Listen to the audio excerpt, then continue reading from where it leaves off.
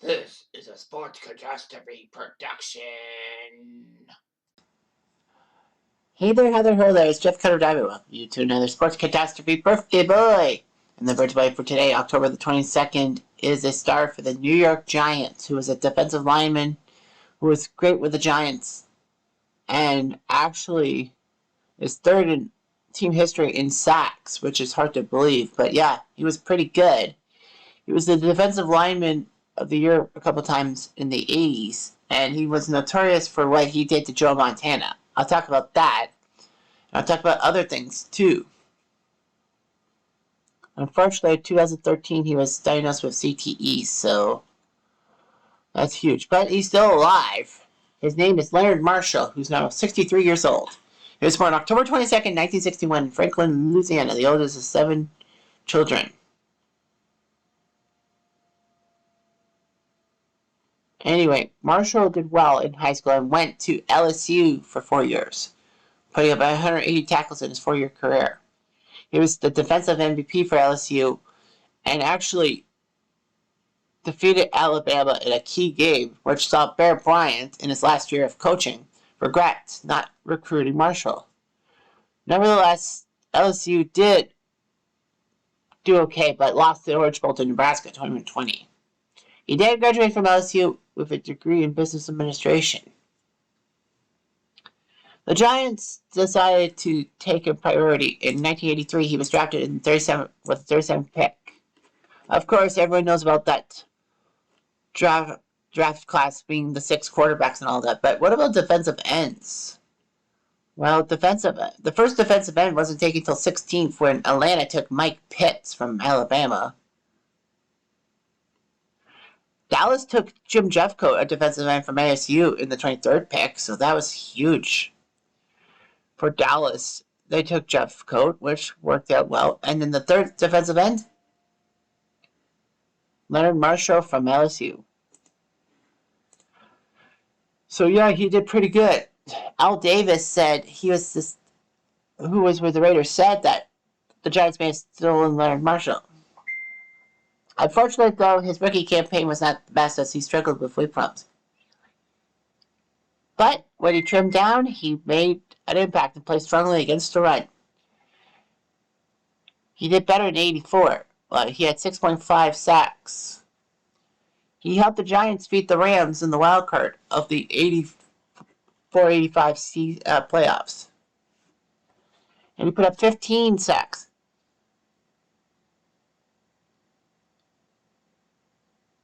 And, it earned him a trip to the Pro Bowl and it was made Defensive Lineman of the Year. That Giant team would lose to the Bears easily in the playoffs. Marshall would still do well in 86, becoming the Defensive Lineman of the Year. He teamed up with Lawrence Taylor to have one of the best pass rushers on the right side of the Giants' defense. He put up 12 sacks, helped the Giants win 14 games, and win Super Bowl 21 against the Broncos, getting him his first Super Bowl ring. Anyway, he recorded 8 sacks in 10 games in the strike shortened 87 season. Of course, that's when the Giants really didn't cross the picket line. All that. They sucked. And Marshall did well in the 89 season, but the Giants lost to the Rams in the wild card game on a powerful overtime pass from Everett to Flipper Anderson, and the Rams won. Unfortunately, though, Marshall wasn't a prolonged contract holdout. He managed to get his contract, but he reported late and tried to regain his starting job. The Giants did win 13 games in that season and went to the AFC title game going to San Francisco. In the fourth quarter, Marshall laid a hit, one of the most devastating hits in sports history, never mind football, when he hit Joe Montana so hard that Montana had a bruised sternum, a bruised stomach, cracked ribs, and a broken hand. So that was just pure bad luck. That was on a fumble that San Fran did recover the fumble, but unfortunately, Roger Craig then fumbled later in the possession, and the Giants kicked the winning field goal. Montana would not play another regular season game till December 1992, which was his last game with the Niners. It was very devastating and all of that. It was the moment of Marshall's career, which he's known for, and in my mind too, that Leonard Marshall basically is known for putting Joe Montana on the shelf, and probably the momentum of that NFC title game changed to the Giants instead of the Niners. Marshall made a big sack of Jim Kelly and collected his second Super Bowl ring with the Giants that year. He did quite well and all that. Unfortunately, though, by 92, he clashed with Ray Henley, who was the Giants coach after Bill Parcells. And, it was just not happy and all that. After the 92 season, he had free agency playing 1 year for the Jets and 1 year with the Redskins. I can't believe he played for the Jets, especially after the Giants. Anyway, he later signed a $7 million contract in 1996 to retire as a Giant. And that's what he did. He went to 2 Pro Bowls, 83.5 sacks in the regular season, 7 in the postseason. His 79.5 regular season wins as a Giant ranks him 3rd in team history. So anyway, he had 3 great seasons with the Giants with double-digit sacks. He was good. He had only 2 interceptions, but he's a defensive lineman. What do you expect? 9 forced fumbles. His time from 1983 to 1994 with the Giants, Jets, and Skins. In the postseason, a couple of rings in 86 and 90, or 87 91 as I call it. For years, he would host the Leonard Marshall Football Academy for youth between the ages of 8 and 18. So, anyway, he actually was the founder of ProStar Athletic, one of the licensed apparel companies in the 1990s, and had the sale of the company to International Apparel. Yeah, ProStar, that's pretty good. And all that.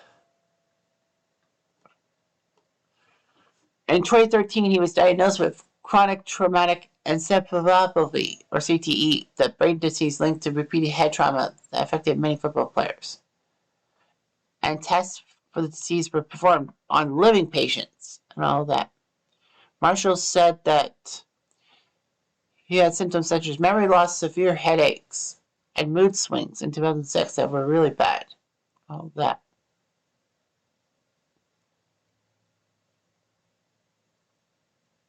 Marshall was upset that he was not part of the Giants' Ring of Honor and all that. I don't know why he isn't. Anything. He experimented with medical cannabis, all that. And he currently provides post-game and pre-game commentary for the Giants on WFAN. He's a co-author of a book called When the Cheering Stops about the Giants' 90-91 championship season. So,